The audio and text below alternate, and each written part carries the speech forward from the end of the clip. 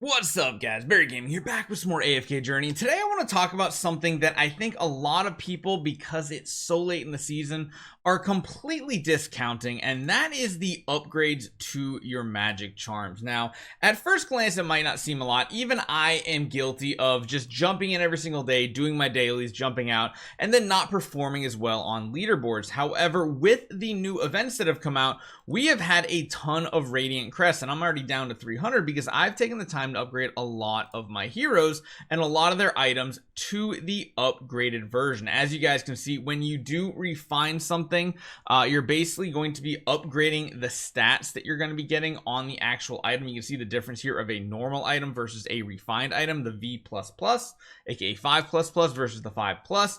You're getting more stats of the raw materials. You're not really changing anything about the 3-piece set bonus. That is going to be staying the same, it sounds like, for next season. The weird thing about this season is it feels like they gave us the Radiant Crest way too late in the season to make a huge difference. We basically started getting them with like less than a month to go until the last season.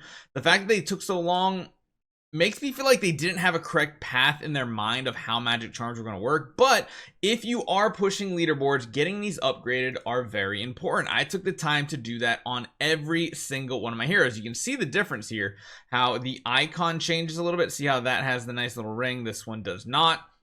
You can see which of our heroes we've actually taken the time and put a refined set on, and that's going to be a big difference because I want to show you guys here today what the difference that makes in the Ravage realm for us. So we previously did a hit, and then we did a second one. It got us up into a rank 50. I upgraded like my I think it was my Odie to basically have the refined set. What I've done now is you can see everybody's using essentially the same formation, slightly different stuttering of heroes a couple times.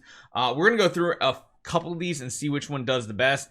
Plus looks like here he has the best hitting score, and what we did is we again went ahead, we upgraded everybody's charms to the refined version now. So everybody on this battlefield here has the refined version of it, so they're getting more stats, and that's going to mean more damage. So if I show you guys how this works right here, we don't need to watch the combat. You guys have seen the combat plenty. I want to mainly just talk about the reason why we're doing this and finally investing in it, because at the end of the season here, it is going to make a difference of rewards. And you can see we got up to the top 50, where previously I think we were like top 80, top 90.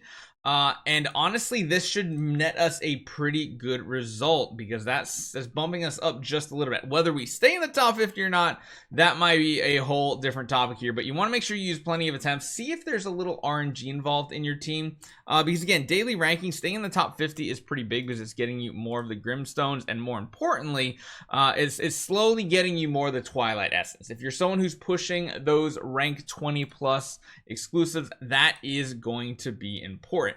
Now, we could try a different team here and there to see how they actually fare. The only downside of this is this one is going to be using the Coco, and I did not take the time to upgrade it. So let's go ahead and upgrade the Coco too, because as you guys know, I mean, the Maulers are like by far my favorite faction. I actually don't even have a 3 set on her. And again, this is something I'm very guilty of that I feel like a lot of people probably are as well. HP and energy on hit. I don't know if we need that.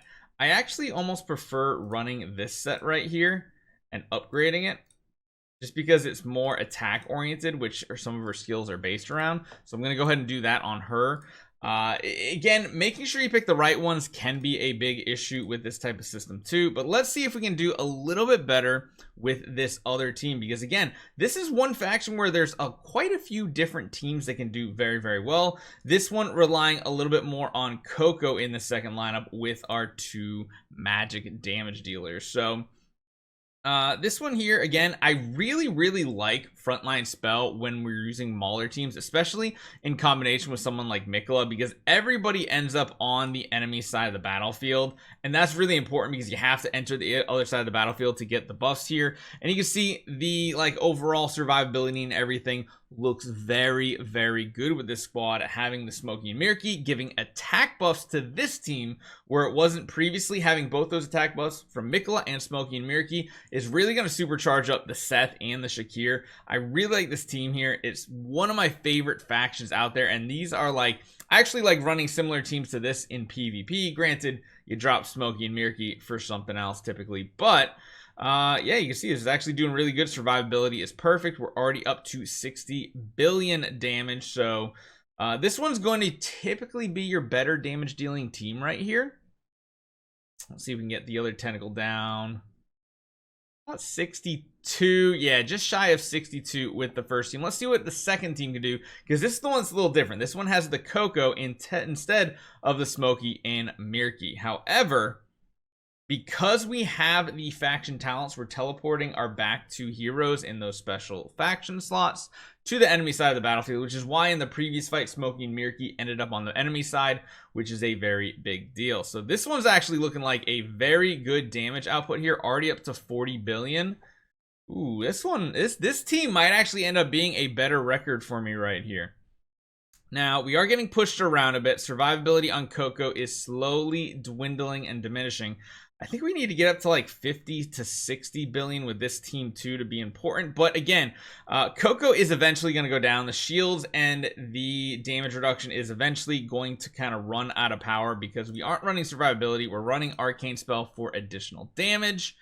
And it looks like we'll maybe get up to the 50 billion. So I think this team is going to perform better, but it's also performing better because we actually took the time, set up the magic charms the way they need to be, and got it moving. You can see we're down to the last two heroes here. They procced their immune from the faction talents. And again, it really depends on what power you have in your faction talents, what type of damage you're going to be doing in this game mode as well.